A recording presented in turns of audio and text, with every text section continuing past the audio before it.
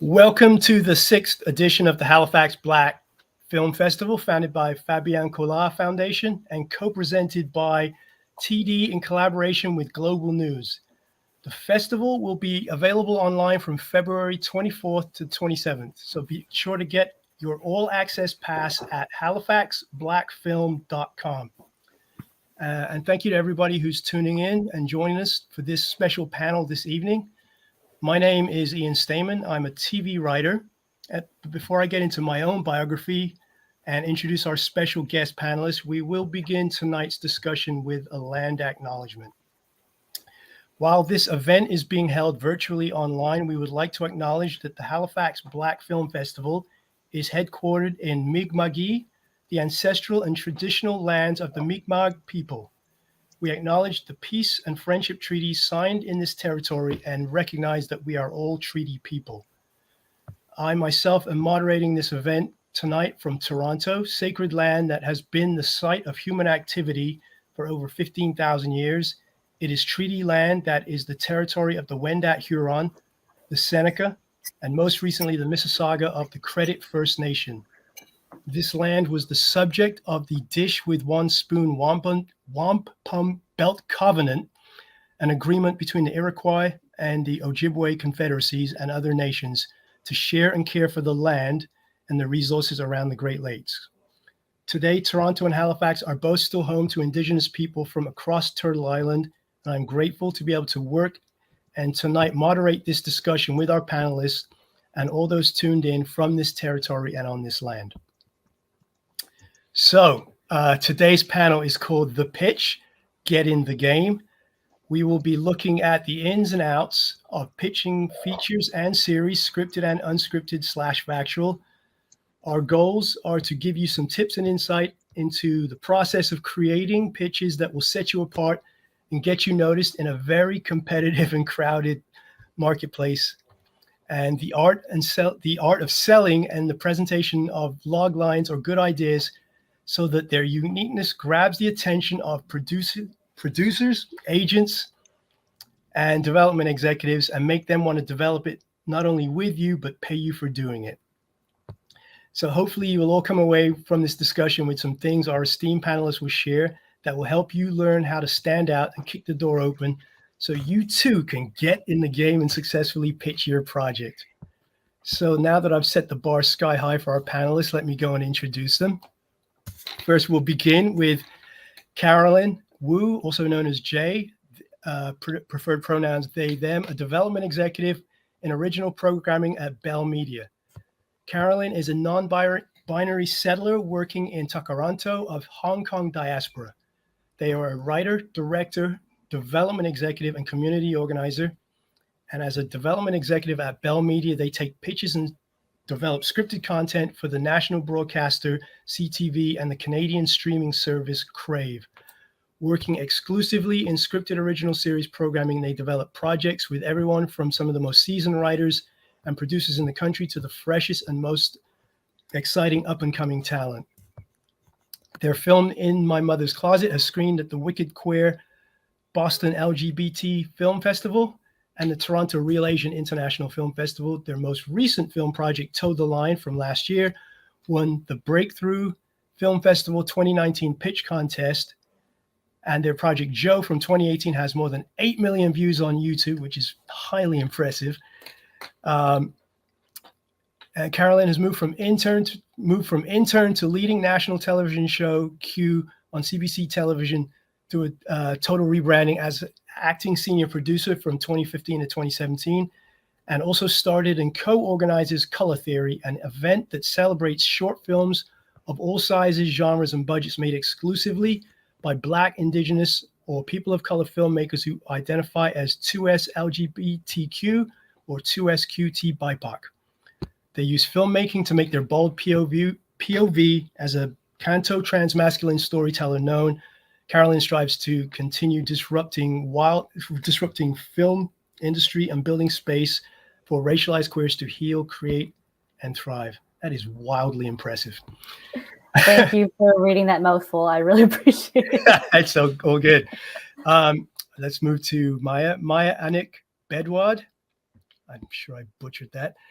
is a Jamaican-French-Canadian filmmaker based in Toronto, Ontario. She holds an MA in International Communications from the University of Leeds and a BA in Political Science and Cinema Studies from the University of Toronto.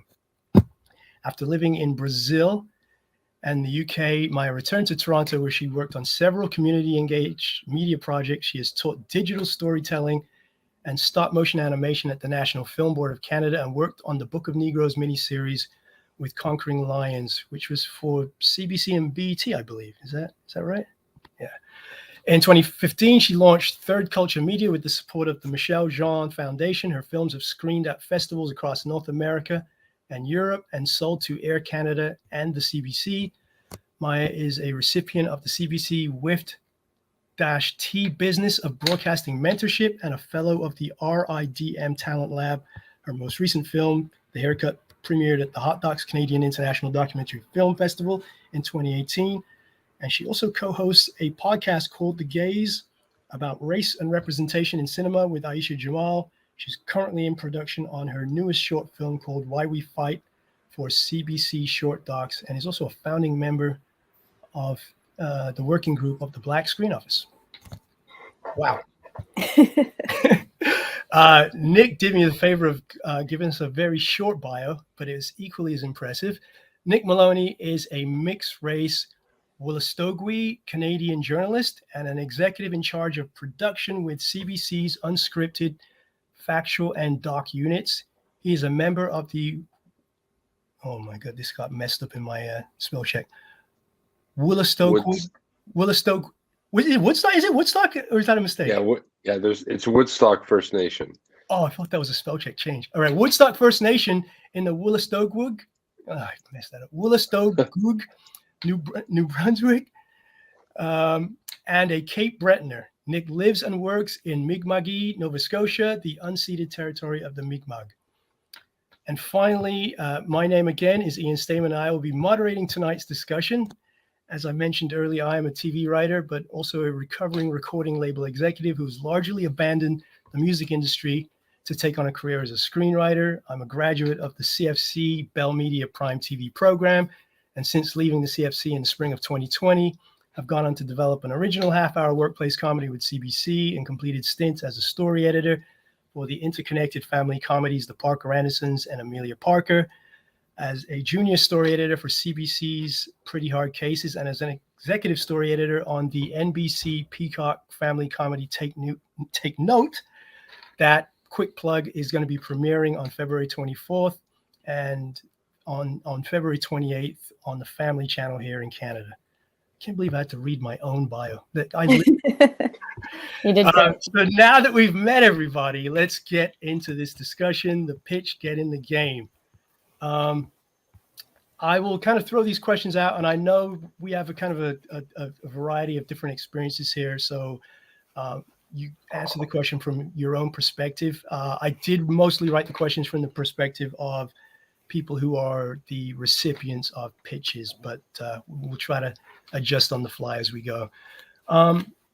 So I guess we'll just start with for each of you, and for Maya, obviously you're kind of on the same side as me, like trying to pitch projects as opposed to being the recipient of listening to pitches. But maybe Nick and Carolyn, maybe you could describe the process of how projects go from being pitched to you to being greenlit or on screen at your respective outlets. Sure. Go for it. Carolyn, do you want to go first? Sure, no problem. I just wanted to also say that I actually met Maya at a workshop where I learned how to grant write through her, and I was like, that all of the tips are still in there. So and inform all of my, it's like pitching, grant writing. It's all many sides of the same kind of skill. So yeah, in terms of the process for how pitches go from pitch to greenlight, that was the question, right? Just so I'm clear. Yes. Okay, yes. Great. So at Bell, so we're talking about, so I work exclusively in scripted series and in development. And so, as Bell Media, we don't tend to, we develop series for the most part. We don't actually do tons of development work in features and, I should say scripted features. So I just wanted to have that little disclaimer. Mm-hmm. So I work mostly in scripted series. And so what usually happens is we set up a pitch, usually comes from the creative team, whether that's writer only, whether that's a writer and a producer or a production company. They'll reach out to us, usually our coordinator, Alexis McLaren, whose email I'm happy to pass afterwards.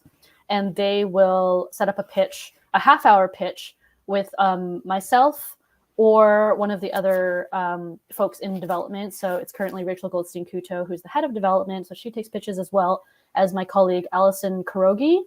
And so the three of us take pitches for what we consider to go into development.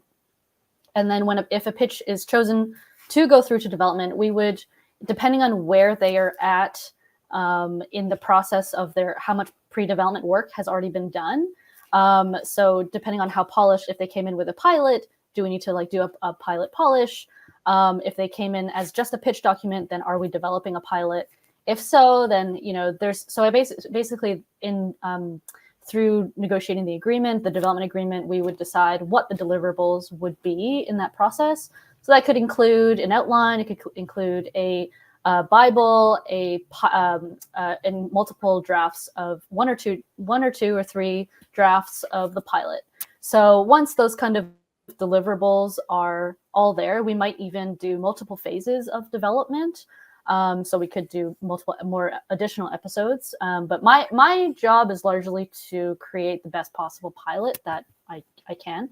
And then we put that stuff forward, all of the deliverables forward to programming. And so programming, either CTV or CRAVE, trying to basically find the internal platform and who's going to be, the buyer for that show. Mm-hmm. So we would then go to them and present those deliverables, and then they would potentially offer that production green light. And then once you get the production green light, then you're kind of, off and you're ready to go. So that's pretty much, yeah. Does that answer your question? Yeah. At that point, are you kind of out of the process? Are you strictly on the development kind of side of it? And once it's in production, there's a whole separate team for that? Is that? Yeah, it's a good question. So, so on the product, so yes, there has been a whole restructure at Bell where we split between development and production. So I'm on the development team, and so we do kind of this handoff to the production side.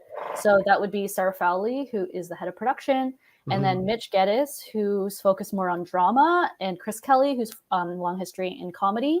So those three folks would be kind of we would hand this project over up to them, and then they would kind of lead more of the production side of things. So everything from casting and crewing and all of those pieces, also securing partnerships and anything like that. All of those production pieces are more their department. Though I'll say that the six of us all work quite closely together. So they would be looped in on the project from the beginning as well. And I would stay, if it was one of my projects, I would stay looped in as well on their side once the project of mine does go to production. So I'll stay looped in, but I probably wouldn't be as involved. It would be their creative lead. Right. So yeah. Right. Yeah. Okay. Before we segue to Nick, I just wanted to ask you, just to clarify, you mentioned a couple of other executives. Do you guys take the pitches as a team, or are you all taking pitch meetings separately? Yeah, we try to make sure at least two of us are in the pitch. So whether that's myself and coordinator Alexis McLaren, or sometimes it is myself and Allison. We do me and Allison are kind of tend to take pitches separately, but there are occasions when, if I guess sometimes the other side brings, or the other side, but the creative team brings many producers, many writers, even directors, all of their collaborators, and on our side, just so that I don't know, it kind of depends on the context, but then we would want to bring multiple folks on our side as well. So some pitches are more formal, and some can be a little bit more casual. I always suggest to folks that if they want to get a soft pitch me or get a temp check on something, I'm happy to, and I almost recommend, people reach out to me directly and be like, hey, I have this idea, would love to chat with you about it before jumping into the pitch. Although we do take pitches from everybody. So yeah, but yeah, it depends. But typically I do take pitches on my own, or with our coordinator. I just totally went out of focus, but that I hope that answers your question. It more than answers the question. So great. we'll jump to Nick. Maybe you can kind of give us your take, because you're on the unscripted documentary side. Is that accurate? Yeah. Yeah. It's pretty similar in terms of approach. CBC is a big company with a lot of different branches. It's a big tree with a bunch of different branches. So the process of kind of going into development and pre-development, various phases of development before actually going into production, getting a green light for development and then a green light for production. It's all kind of the same process, but in terms of kind of first approach, we usually send people to the website because it shows where it is that your particular idea may actually fit. So if you just Google CBC independent producers, the first item that pops up will show you a really simplistic website where you can look at all of our different mediums or different strands. So from gem originals, digital originals, to CBC arts, or scripted, unscripted, factual stuff, the nature of things, passionate eye, a number of different titles, programs that we have where you might see your idea kind of coming to life. And each of those have different constraints and components and different flavors and different approaches, but it's all really the same team. Luckily, I work for the unscripted unit, which covers all of those different elements. We even get into radio, podcasting, and we work pretty closely with the scripted team as well. So it's all basically one in one kind of virtual office. But the going from soft pitch to in the room pitch, a hard pitch, it's generally the same approach. You go to the website, you take a look at what it is that we're kind of looking for, what our objectives are in terms of the types of storytelling that we're hoping that we're looking for at this point. And you reach out to our development team, our exceptional development team. They are the first faces that you're going to see, or the first voices you're going to see, or the first text that you're going to read if you're sending emails. We have developing a platform for pitches, but ultimately we're taking by email and submitting. You can submit pitch decks or presentations or reels or what have you. And once it's in-house and it begins, we start processing it. We take oodles and oodles and oodles of pitches per year. So we have to digest them in a way. And I know, Ian, you'll get there asking those specific questions at some point. Yeah. Thousands of pitches come in, and so our development team takes them, digests them, and they're specifically skilled in kind of isolating. Here are people that we've worked with before. Here's something that we immediately flag as something we're looking for, we're actively looking for, that aligns with our objectives or our strategy for what our slates are going to be this year. And then we kind of drop it into a room, a big open space, where all of the production executives and our development board and our executives all throw ideas around, and we talk about feelings and emotions and a bunch of really nice stuff. And we examine our whole job. My whole job basically is to try to break down and understand stories, to feel a little bit from them, and then start connecting with independent producers to help them begin development. Our process is kind of similar, Carolyn. It's like there's a handoff between development and actual production once something goes into production. And sometimes, depending on who it is or what the idea is, you'll have a production executive that works in that realm or has a special interest in this particular genre. So they'll be connected to kind of start interfacing, to start connecting with the producer to help them develop the idea, with the aspiration that it goes into production, and in which case the production executive, somebody like me, would help them get it right through to pitch or lock and to broadcast. Right. So you said a couple of things I want to just kind of follow up on very quickly before we go to Maya. You said you work pretty closely with the scripted team. Can you describe what that means exactly, or go in a little bit more detail about that? Just in proximity, in Toronto, where everybody works, everyone's kind of in that neck of the woods. Yeah. And because I will not bore you with the organizational chart of CBC, Okay. but essentially we're all kind of tucked in under the same umbrella. We are not news, but we're like sports and entertainment and factual. So it all kind of comes in, and we all generally adhere to the same types of objectives. We're looking for the same types of stories. Mhm.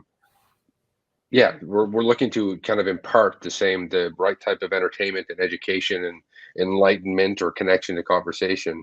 And a good story can go from unscripted to scripted to news. So we just work in the same general proximity, both organizationally and physically in some situations.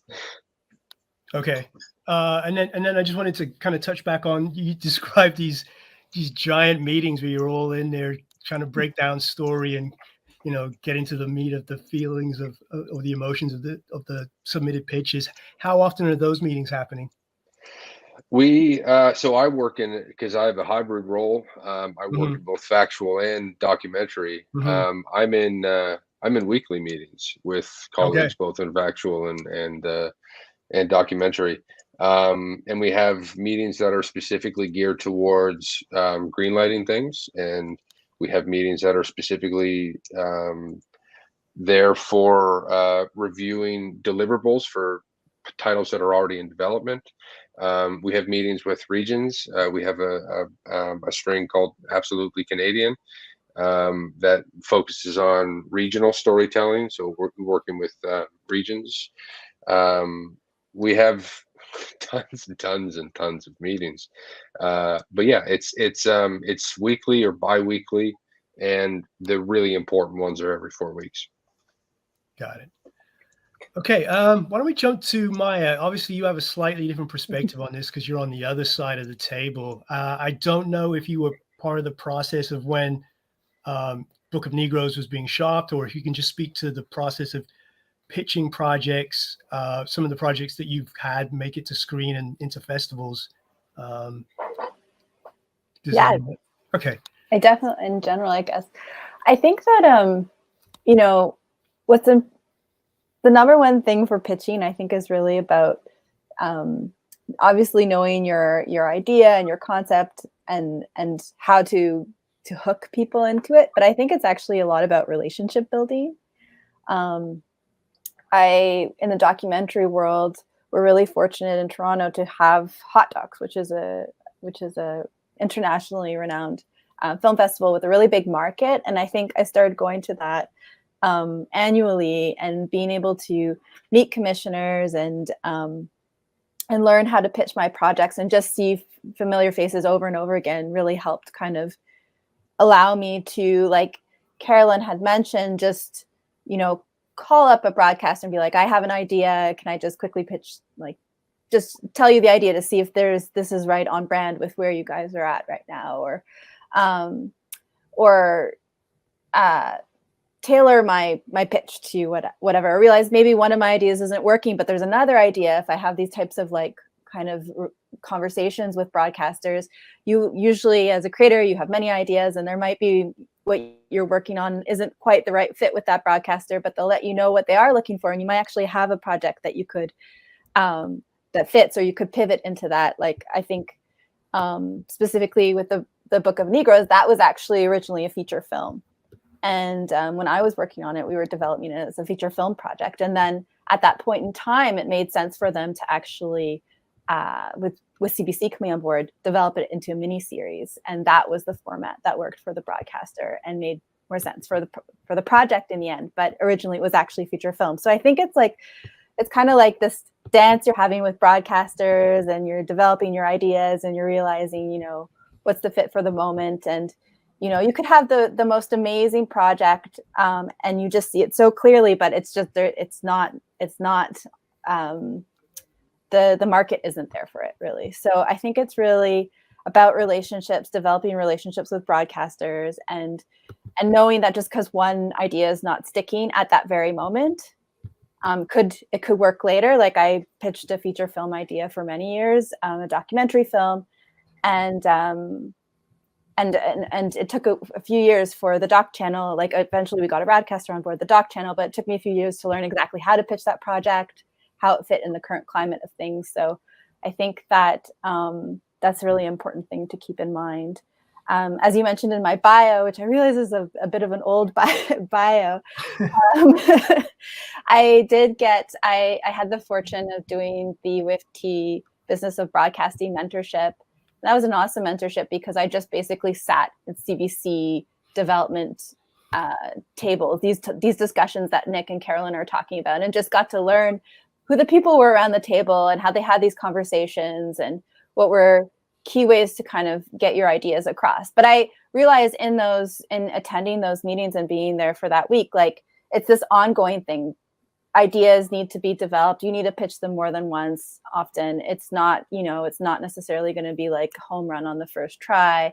And it's definitely like building a relationship and trust with the broadcaster, because you're getting in a relationship with them that's pretty long term. And so that's really important to keep in mind.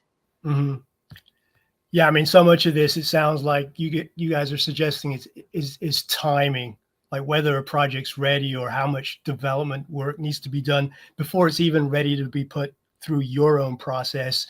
But I think for people who are watching this, because everybody has their project they've spent so much time working on and they're excited about and they believe in, and they're just sure that this thing will sell if they can just pitch it right. But just to give people a little bit of a realistic sense of what they're up against, like, I mean, Nick, you kind of talked about it a minute ago, like it's literally thousands of projects, but how many projects are coming through your door on a weekly or an annual basis? And then maybe give us a sense of like how many of those projects go through some kind of development process and how many of those actually end up becoming green lights that go into production or end up on screen? These are the hard questions. And make it as positive as possible so people yeah.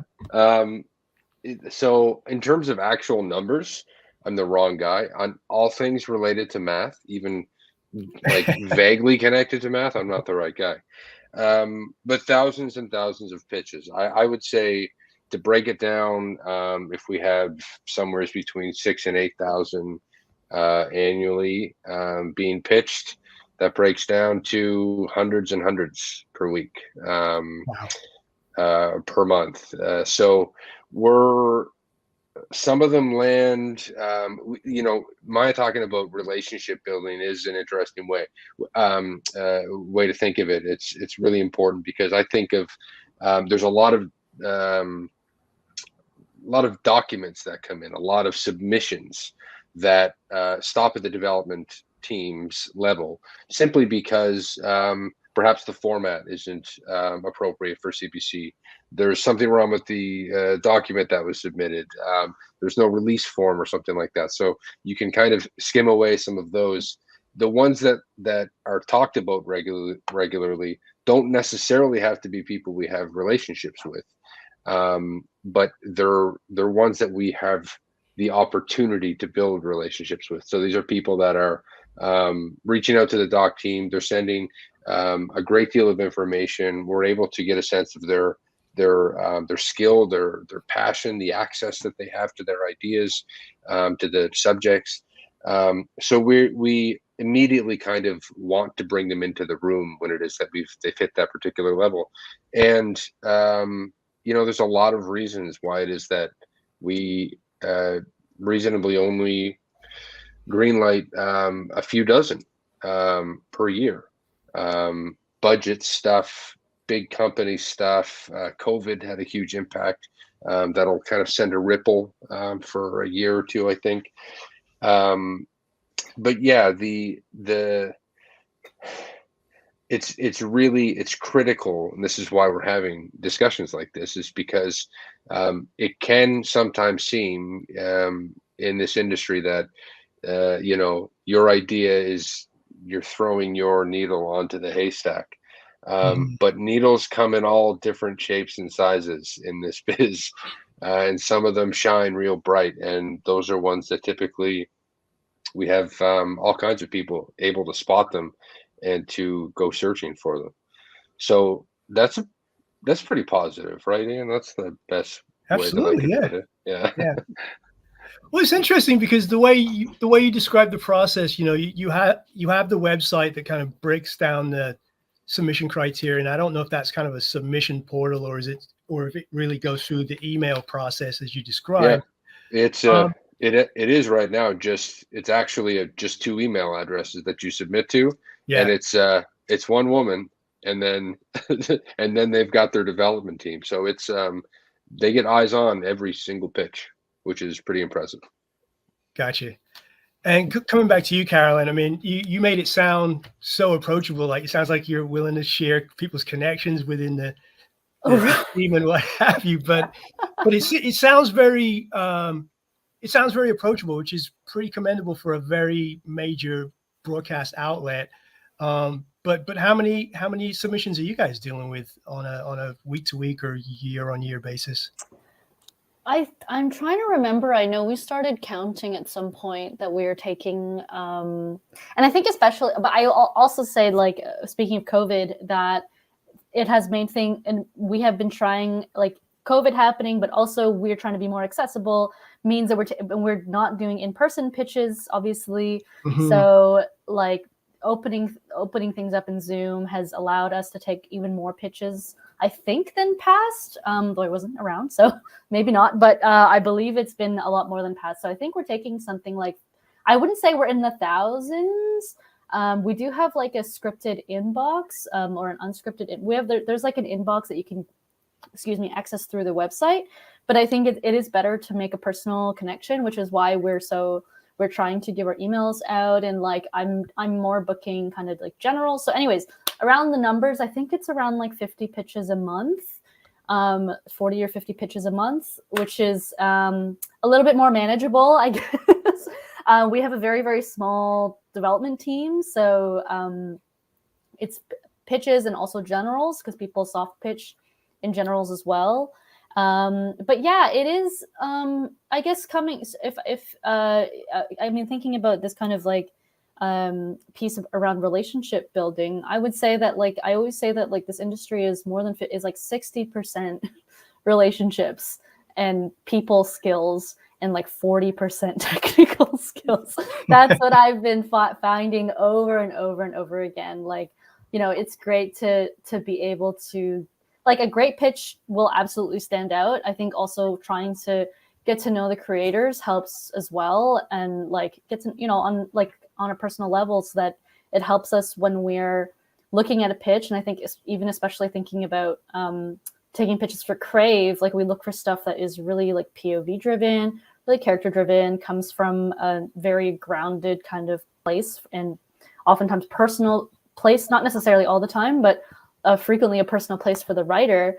And so getting to know them personally does really help. So and it's also like, we certainly have our existing relationships with a lot of the major production companies in the country. So we do take a good chunk of pitches from some of the same folks, but then we also do, a lot of people ask us that if they need a producer attached to their project to pitch to us, and the answer is no. It's not necessary at all. I think producers can help a lot, put your pitch package together, whether it's one document or a collection of documents or a team, a senior writer, a showrunner, whatever. Producers really help with all of that, but it's totally not. I just wanted to, I know that's not exactly what we're talking about, but people tend to ask us a lot of the same questions. So just to make sure that all of the info is getting out there, you don't need to have a production company attached, but they do know all the stuff around like setting up pitches and what the whole process kind of looks like and is supposed to look like, and can help with like your development agreement and putting together a development budget and all that kind of stuff. So, so yeah, wanted to add that in there. Cool. I want to get into like the mechanics of how to pitch please. to you guys and what the meetings tend to look like. But before we do that, just because I don't think everybody necessarily might know all the lingo or some of the terminology, can you maybe just get into what a general is versus a typical standard pitch meeting? Sure. So a general would just be a chat, like a Zoom chat, coffee chat, where I usually started off by saying, who I am and saying, happy to answer any questions about our platform. So it gives the person an opportunity to ask questions about our platforms and stuff. Because I think also like CRAVE Originals especially is very new. Like we haven't done too many of them. It's a very new space for us to be developing in. So people have lots of questions about that. And also they'll ask for feedback on their project and be like, what do you think? Do you think that there's a potential? Do you think that I should shape it in a certain way? Sometimes people pitch us stuff that's like a little bit CTV, a little bit CRAVE. And I'm like, well, I can help you. Maybe it'll be better just to fit it more in one than the other. So kind of like helping to give a little bit of feedback on that pitch, because typically you kind of have that one shot when you're coming in for a pitch. Like that's, not to say that we don't take repitches, and certainly they have happened over the years from what I'm hearing, but like you kind of want to set yourself up for that pitch as best as possible. Not that that's not that that's like not that it's super formal and we're definitely like ask questions and it's more of a dialogue, but in the pitch itself. But a general is definitely your chance to get some feedback on what you are planning on bringing to us, and just getting to know us and we get to know you. It's pretty open, I guess. That was a very long answer. I'm sorry. No problem. And just because you brought it up, can you maybe just give us what the distinction is between CTV and CRAVE? Obviously, one is a broadcast linear channel and the other is a streaming platform. But beyond that, in terms of what you're looking for each outlet, what's the difference? Yeah, absolutely. So on CTV, I'll start with CTV. So CTV, we do tend to do more stuff that is highly repeatable and more episodic in nature. So we have done well historically with like stuff that is procedurals, but we are trying to stray away from your typical procedurals. Of course, we've had success with Transplant, but definitely trying to find, are there new types of episodic 1 hour dramas out there? So it's definitely your 1 hour dramas that are repeatable, can appeal to the whole country in a primetime slot, has kind of a broad appeal, and fits your 25 to 54 kind of demographic. And so within the half-hour sitcom world, we also have Children Ruin Everything is our new show out right now. So it kind of is a good like co-viewing family experience. Just like kind of that has that kind of broad appeal for CTV. For CRAVE, we have a little bit more of a focus on serialized content. Definitely looking for, we're looking at all the stuff that does really well on streamers, internationally. And like we do have our partners in HBO Max. And so what that means is we kind of have a focus on like what we call premium content.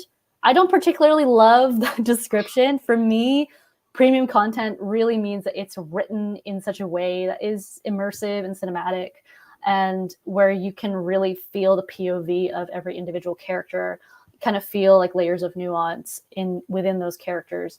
So I will say that we don't do as much period dramas or period content, don't do as much in that space. And we don't do tons of like YA, so like under, I guess, like earlier than high school aged type characters, like kind of that. We don't do as much YA specific content. We are looking to do more short form soon.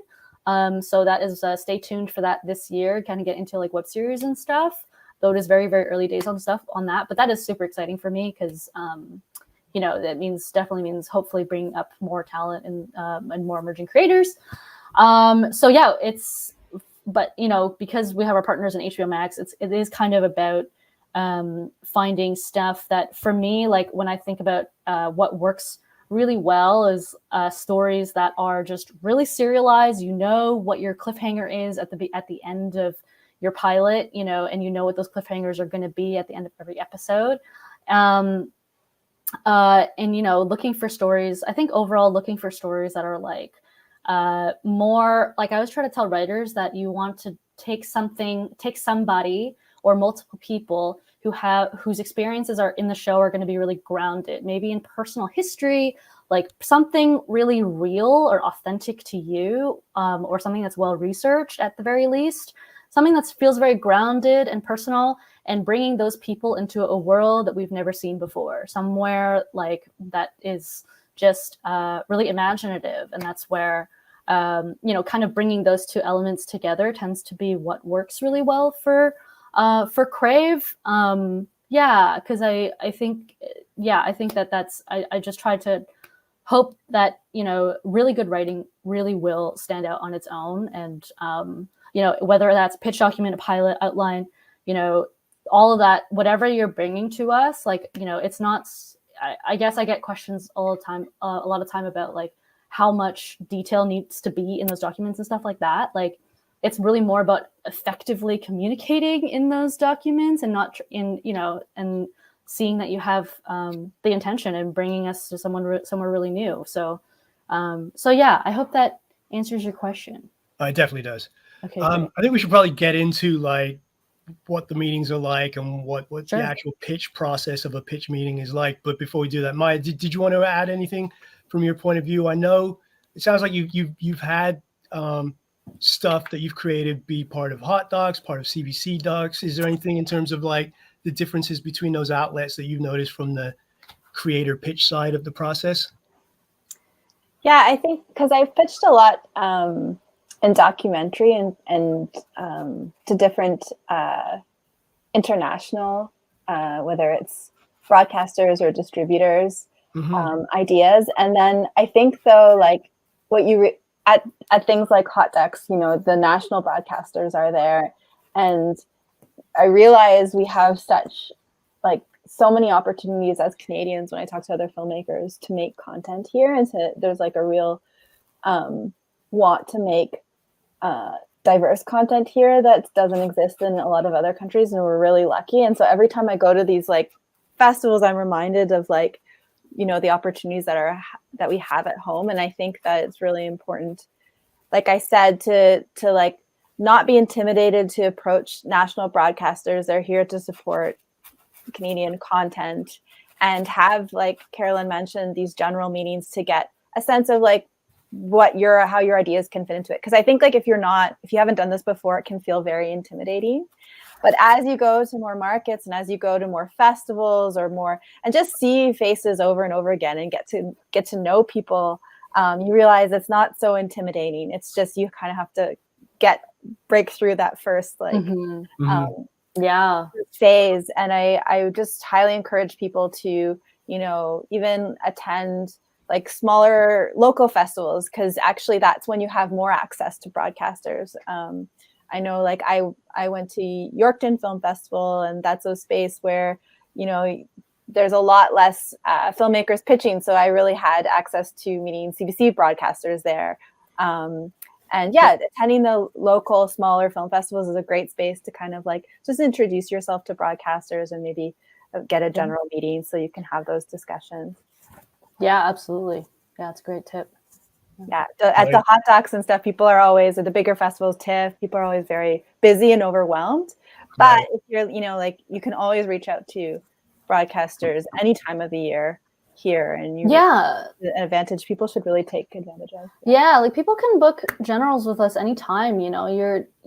I think come prepared with questions, you know, just you know, or you know, picking our brain about our platforms or whatever. But we're, you know, I like to just really get to know folks and hear about what their journeys have been like in film and what they're really interested in making. And that, you know, I think over time it gets easier, especially because in Canada it's so small. Like everybody, you know, especially if you're BIPOC, you really get to know everybody really, really quickly, which is really great. So, you know, over, you know, even within a year, you could meet everybody and really be going out there, and then we know your names, and then it's, you know, when we're kind of considering stuff for development, it's like, no, I have a really, like, it really, so much of it is relationships, and how much, like, so, I don't know, sometimes we're like, I don't know, we just really, really love the people that we're going into development with, and like, so much of it is that, and just knowing that it's going, I don't know, you're developing with people that you really, really want to build something with. Right. Yeah. Cool. So let's get into the actual meat and potatoes of the pitch meeting. Why don't we go back to Nick first, and why don't you talk about when you actually take your meetings? Like, is there a kind of a standard format that you like, or that you offer people? Like, it's a 20-minute meeting, or a half-hour meeting, or an hour meeting, and how does it work from your point of view? I think things have definitely changed because of Zoom. Yeah, You know exactly what you're expecting in terms of time. It really depends. I'm sure that my colleagues in development, they may refer to them as generals too. We get our production executives get pitched directly as well, by email, by phone, in person. And I have a lot of conversations about people's ideas kind of pre-development. So those meetings are really just about, there's no format, especially in those ones. If we're dancing, the creator needs to lead, because there's nothing that I can contribute to the conversation about their idea other than to ask for more information about it.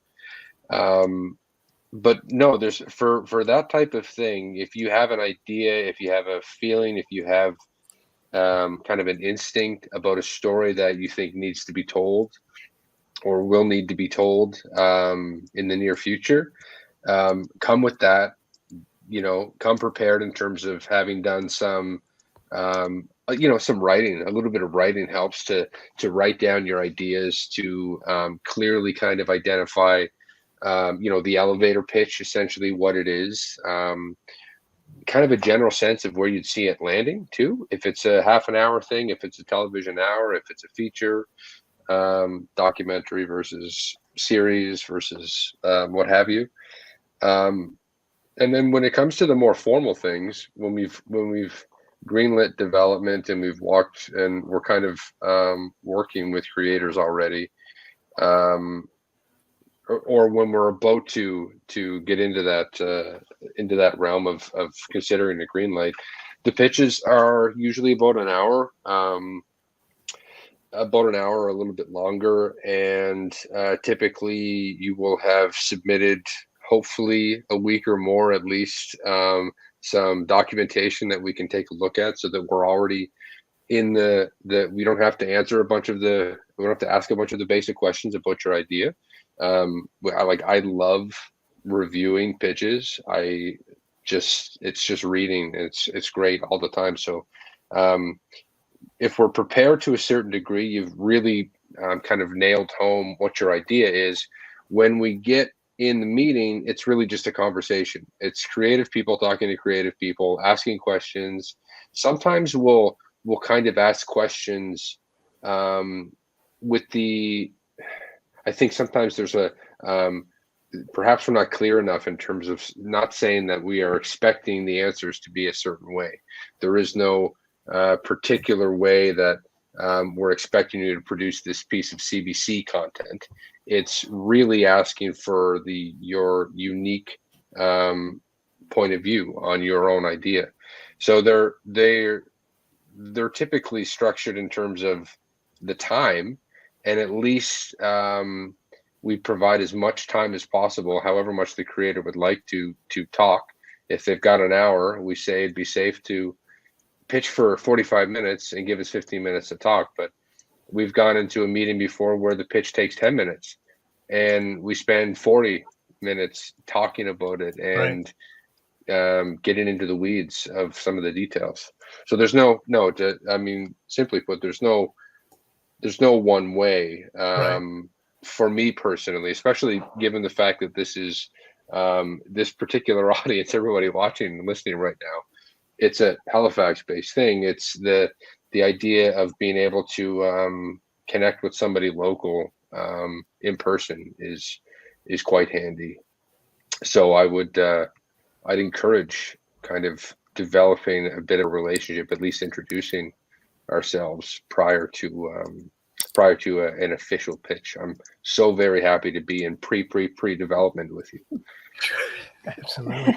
I'm just curious though. You mentioned a couple of things in terms of like, so for these hour-long meetings, you were saying you were hoping that you would get some kind of written articulation of the concept or the project that's going to be discussed in that meeting.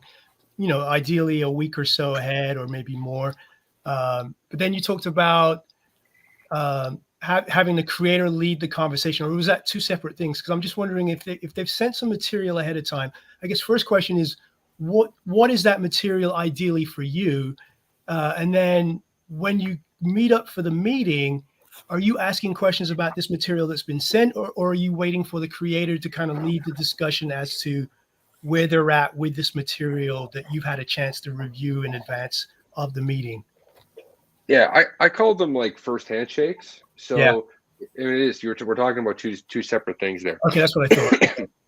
First handshake would be like, hi, do you want to meet for, half an hour? I've got an idea that I think CBC would like, and I would like to run it past you before I actually pitch it officially. We go through the website, that whole process of making an actual submission. Those types of things, 100%. You gotta let the creator lead.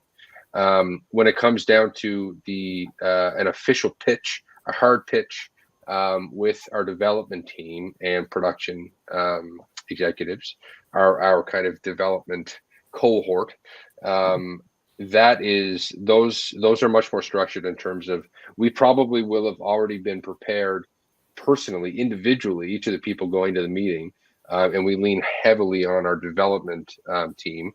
But every time I come with a question.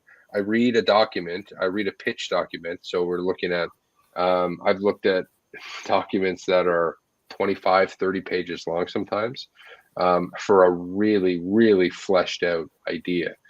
Typically somebody that's been producing for a couple of years. They have an idea that we're, dovetailing another type of series or something like that.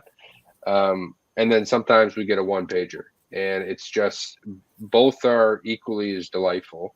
And you can come with as many questions for each too. It just takes a little bit longer sometimes for us to process 30 pages of a document. So yeah, in those particular ones, we usually will have questions that relate to the document that you've given us, to the information that you've already fed us.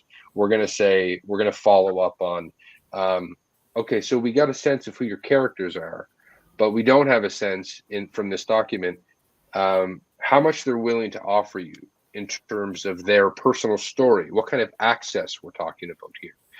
You have a great idea. It's relevant to the Canadian public right now. It's relevant to this particular community and this particular community. But if you don't have the access to the particular characters in your story, and that's evident in your script, that's usually where we'll land. We'll talk about the fact that, how feasible is this? Tell us about your relationship. That's the kind of stuff that we'll say. Right. Tell us about your relationship with the person you're kind of pitching as your main character. So they're general. These conversations take a little bit of time, and always some reflection from both sides. Sure. I'll jump to Carolyn, and then we'll talk to Maya about it as well. So how do those meetings look for you? Yeah. So we recently switched to half-hour pitches. So we do, I guess, in scripted, I guess I would suggest that folks have 20 minutes, have their pitch for. I mean, sometimes folks fill that full half hour, which is totally cool, because sometimes things take a little bit longer to explain. But I do think that you want to have ideally you can explain the show in under 5 minutes if needed. If ever needed, you can do that on the fly. But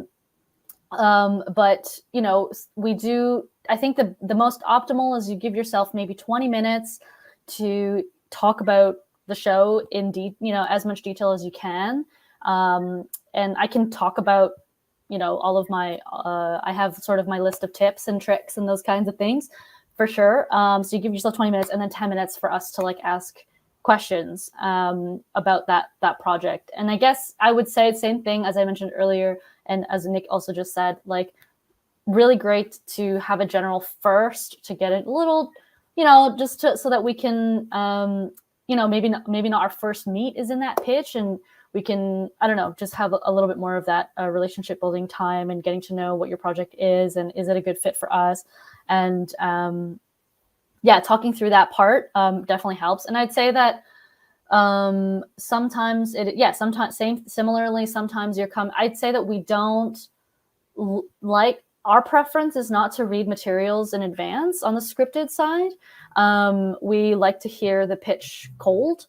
And then maybe, I think just getting like a log line and, you know, a little bit about who the creators are help, you know, that definitely would look at that before the pitch. But then in terms of like characters and like, you know, series overview and your season arc and your, all of your character breakdowns and format and structure and all that kind of stuff, prefer to hear everything in the pitch.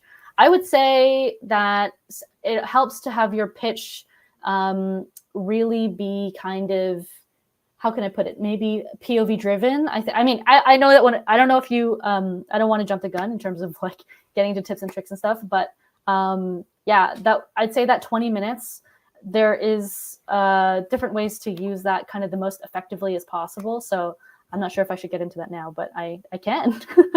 We'll circle back to that. Sure, yeah, but I want to go to Maya real quick and just get a sense of what her pitch process is. When you get the meeting, what is it that you're walking in to do when you're pitching your next project? Like maybe you can walk us through the last project, your most recent project that you're working on with CBC, how you pitched that actual project. I'm trying to think. If you can, if not, I don't put you on the spot like that. I'm sorry. I haven't been doing a lot of the pitching these days. I've been working for production companies that have. But I guess my for the feature documentary I was working on, I had already, and I think for most of the projects, I usually have that pre-development meeting with the broadcaster and get a sense of if it's interesting or not to them, and what about it is interesting, and how to develop it further along those lines, or to answer their questions, the questions that they had at that meeting, be able to better answer those at the official pitch. Mm-hmm.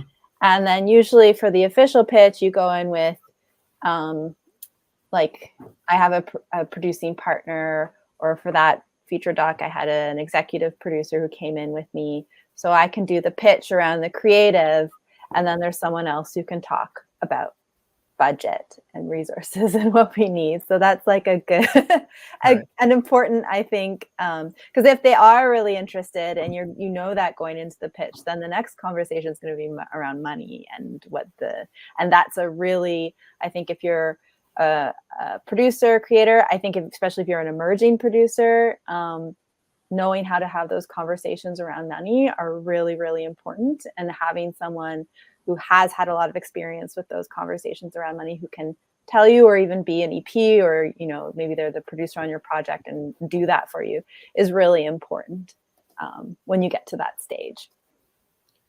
Cool. I think we should maybe just dig a little deeper into the anatomy of the pitch itself.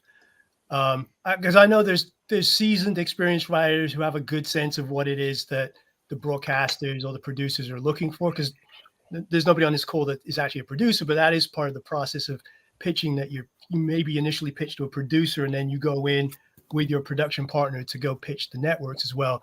But in both cases, I think it's the same thing. Can you maybe go in? Nick kind of discussed it a little bit, or got into it a little bit, the anatomy of what the elements of the pitch are that you're trying to cover in the meeting that you get, in terms of like theme, story world, logline, character, all that stuff. Maybe just, who wants to? Nick, do you want to jump in and maybe expound on what you were discussing before? Yeah, I bet we can probably just approach it all from one thing, all in tandem. I mean, the big thing is that right now, I mean, I personally look for stories about people, not stories about things, or ideas even. I look there. There are pitches about ideas that I love and stand by and advocate for, but we're in the business of people. 100%. Stories are told and they're heard, or seen or experienced. So really focusing on a character and getting a clear understanding of what it may sound, I don't know, pretentious to talk about really early, thinking about what a narrative arc is, especially when you talk about a documentary or a docu-follow or anything like that, where you don't know what it's going to be. But taking a good crack at understanding that this is a human, this person is doing this thing for this reason, or this person is feeling this way for this reason, or this community is doing these things for this reason.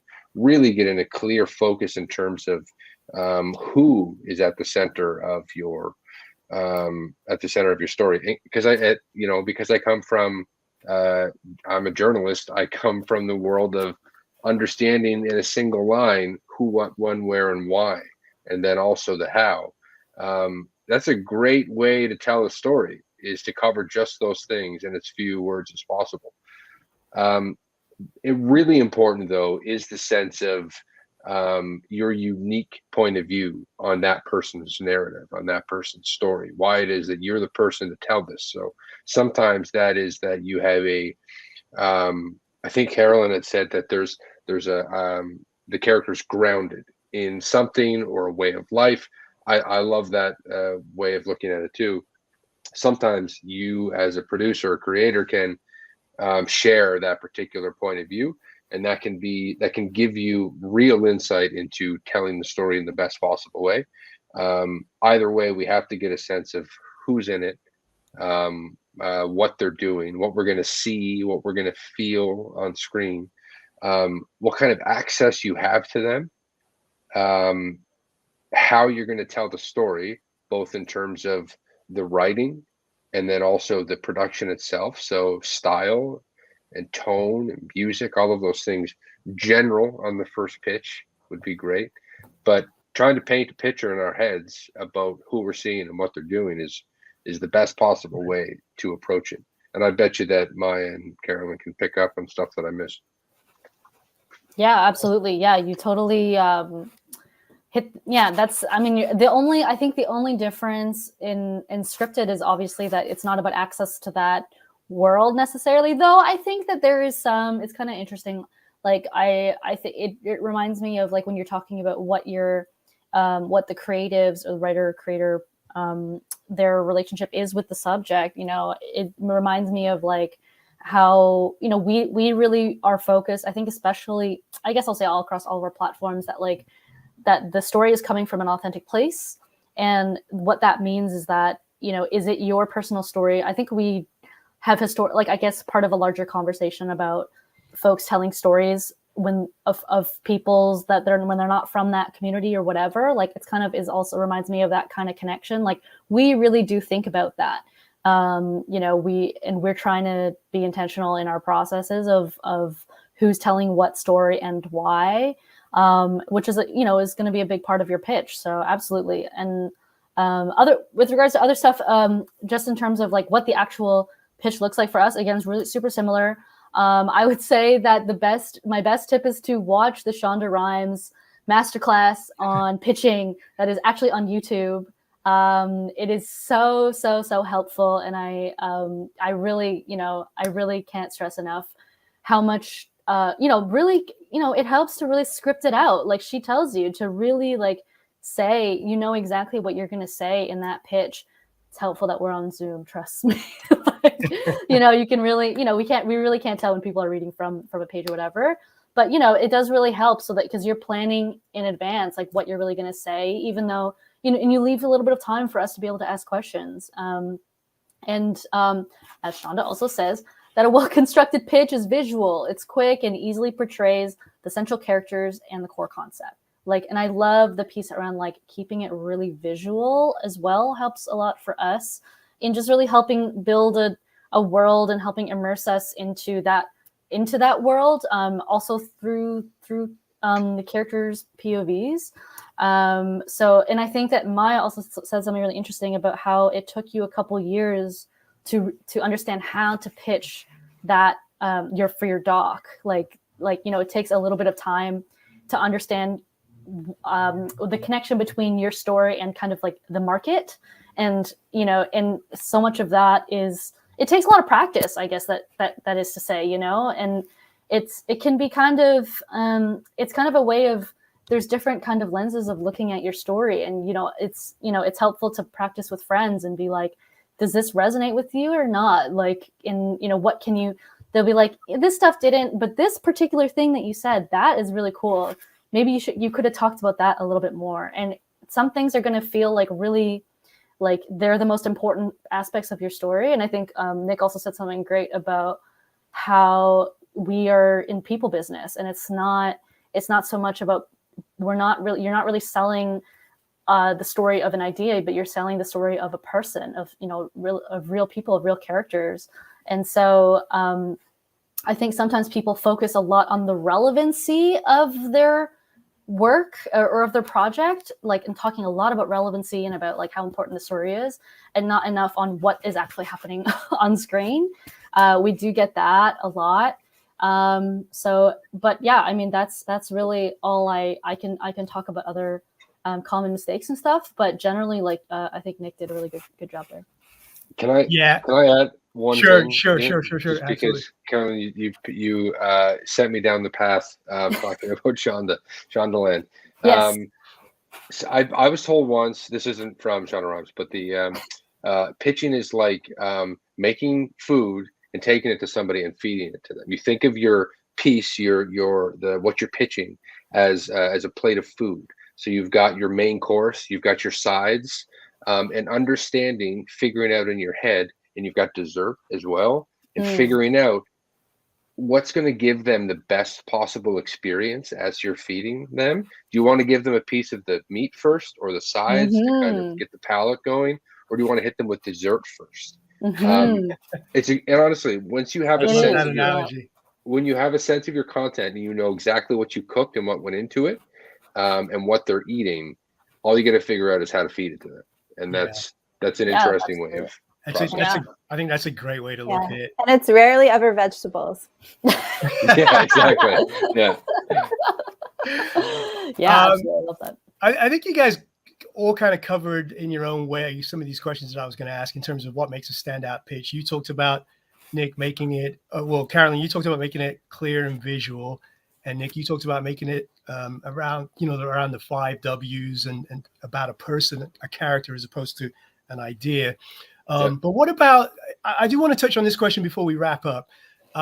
For people because most people are not necessarily comfortable speaking in public, doing presentations. Obviously, Zoom takes away a little bit of the fear factor for some people, at least. But what are some tips you can maybe offer to people who are not comfortable in a presentational pitch setting that can make it easier for them? Because it's just something that no writer is going to ever be able to escape completely. You're going to have to pitch if you have any kind of designs on selling your own shows, right? So, and even to sell yourself to get staffed for shows. So, what do you have any suggestions for the viewers out there? Yeah, a few things. I guess. Sorry, I don't know if anyone wanted to jump in, but I'll start. I guess. Go ahead. Okay, great. I guess my first tip would be to, I think, and Shonda says this, is to practice in front of your friends. I know that is really uncomfortable. Yeah. It's really uncomfortable. It's funny. I did a pitch. You mentioned in my bio that I won this pitch in 2019, and that was a in-person pitch in front of like dozens of people. And like, there was a spotlight on me and all of that. And I knew, and I really memorized it front to back. I wrote it kind of like I would write, a paper or a speech or something, like a speech. And I really memorized it front to back because I knew I couldn't be reading off a page. which is why I really we do get pitches where people are just straight up reading off the page, and it's not a problem, you know, even if people are a little bit like monotonous. We're kind of used to working with writers who are, you know, who are a little bit more introverted, and that's cool. Like but if you can, I mean, obviously to get more used to in-person pitching, I would definitely suggest memorizing it and doing it with your friends. So I remember the night before my pitch in person, it's funny, I met my current partner at this party, and she happened to ask me at that party to pitch her. She's like, you have a pitch tomorrow. Let me say it right now. And I did. And it really helped calm myself going into the actual pitch, because I knew that I knew it at that point, and I had worked really hard to do it, to just memorize it. And so I guess it's just not really a deal breaker for us necessarily. I mean, sure, if you're coming in with a relationship building kind of mindset, but then you go into the pitch itself and it feels a little bit, you're nervous, you're going into a little bit monotonous, but that's okay, because we can still have a productive conversation afterwards, where we can ask you questions and hear a little bit more of your excitement in the, you know, in that process. So yeah, that would be kind of and you know, Shonda really says to like be able to do it, I think, at double speed.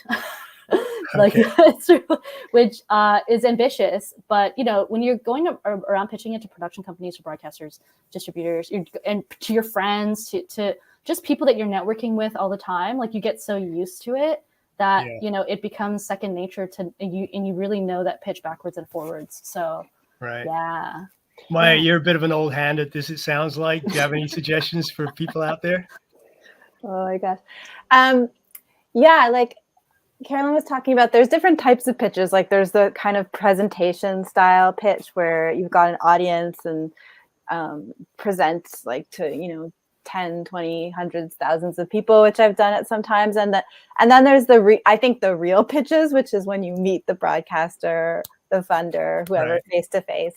And I think that it's knowing exactly what Nick was saying, like how to sell your story. And if you've pitched to your friends, if you've pitched to different people over the time, like you'll learn over time, like how to adapt it in a way that's catchy, that connects, that like opens up an opportunity for questions that are really important to the story. And like, you know, you can tell that the person you're pitching to is really engaged in it. And so I think it's important to like to have that, but to feel that it is a conversation. So it's like you want to give them the first, like, this is who I am, this is what it is.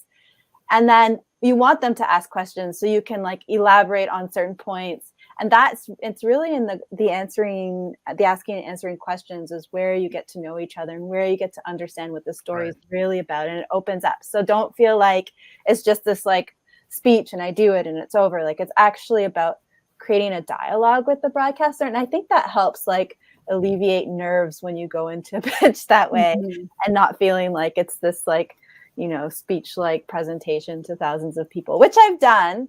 And, you know, but I think the real pitching happens. Oh yeah. Yeah, for sure. Yeah, you're absolutely right. Okay. So I think we're just about out of time, but before we wrap it up, and I say thank you to you guys for an amazing conversation here, which is, I think, the takeaway of the night. Is there any last thoughts that you want to share with people about just pitching, the future of where we're going to be going? Are we going to be doing Zoom pitches after the pandemic has subsided, or are we going to go back to the old world, or how do people reach you guys? Like anything that you want to share with people before we wrap this up? I'd say that the last piece would be to remember that we're people. We're just people. You know, when you think about the industry, you think about broadcasters, you think about all of these different teams and national or regional. They're just humans. So building connections with them, however you possibly can, is really important. So if it's by email, by phone, first, that's really helpful. But then getting in front of them is also really important too, both informally and then formally for the pitch. And hopefully it'll come to the point where you can have a hybrid situation where we can quickly meet via Zoom or in person and then go for the final pitch, official pitch via Zoom, whatever works. I think most of us are all kind of open to it now because we're used to it for a couple of years. Right.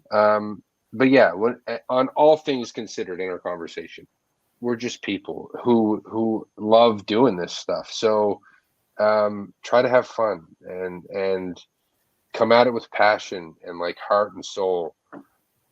Yeah, and feed people. You know, I love get the that plate of food. metaphor. I love Yeah. that. Carolyn, any final thoughts before we wrap up? Yeah, I'm trying to think of like the last minute tips that I would offer folks would be you're absolutely right, Nick. We are just people. I say that to be like it is, and I think as Maya also just said, like it is about the dialogue that you can, if we're asking questions, that is also definitely a good sign. And you know, I guess I urge folks to before I get to the happy stuff, one quick tip: comedy pitches, make sure that they're funny. And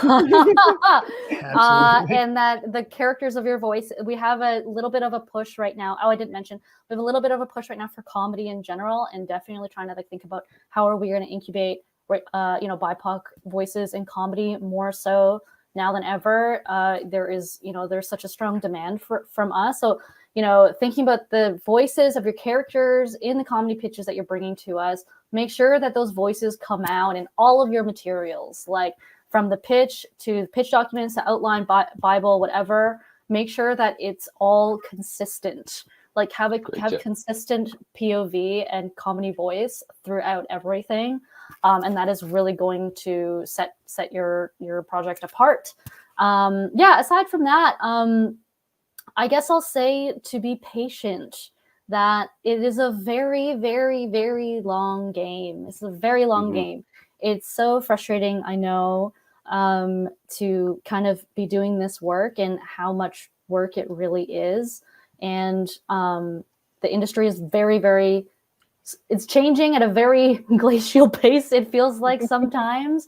And so, I try to tell folks, the more I know that this business is so much of it is networking, and I like to call networking instead manifesting connections. It is so much of it is that building connections, building a strong network of people who are going to back you up at all times. And I guess I'll say, I know that there's a whole lot of pressure on ourselves to be doing that all the time. And we'll say that over and over again. But I will say, when you go home, you work on your projects and know that the more you work on them, the more this industry is going to change. Like the better and better you can make your own projects. That is not self-indulgent. That is for everybody, because your stories are super, super, super important to us. The better you can make them, the more likely we can get on board and then make it into something special. So yeah, those are my parting words. Those are amazing parting words. They feel like the final cap of this meeting, but I do want to give Maya a final opportunity to say something before we do officially wrap up. So Maya, any final thoughts? Yeah, I want to echo what Carolyn was saying, that, the industry, it's a slow change, but it is changing. I've seen it change a lot since I first started. When I first was pitching a project, I would use the word anti-Black racism and no one even knew what that meant. The broadcasters I spoke to, and like now that would never happen. People are hungry for this content. So things are really changing. And just like Carolyn said, work on what you're passionate about, and keep working at it, because the content is really needed. And have fun. Like, I think if you aren't having fun, even in the pitching, like have a buddy or someone to talk to afterwards with a pitch, and talk about how it went. And I think it's really important to enjoy the whole experience, not just the writing and the making of the content, but the networking and the pitching. You need to enjoy that too to stay in the game. So figure out ways to make it fun. Yeah, keep it sustainable for yourself. Yeah, it's so great. That's a great final thought to leave everybody with. Yeah. So again, I want to thank Nick, Maya, and Carolyn for being part of this presentation, The Pitch, Get in the Game, which is part of the Halifax Black Film Festival, which will be available online from February 24th to the 27th. You can get your all-access pass at halifaxblackfilm.com. pitchingfeatures.com. So thank you, everybody, for joining us for this panel this evening. I wish everybody a good day and a good night. Thank you so much, Ian. Thanks, Thank you. Ian. This was lovely. Thanks, Thank Carolyn. you. Bye. Take care, everybody.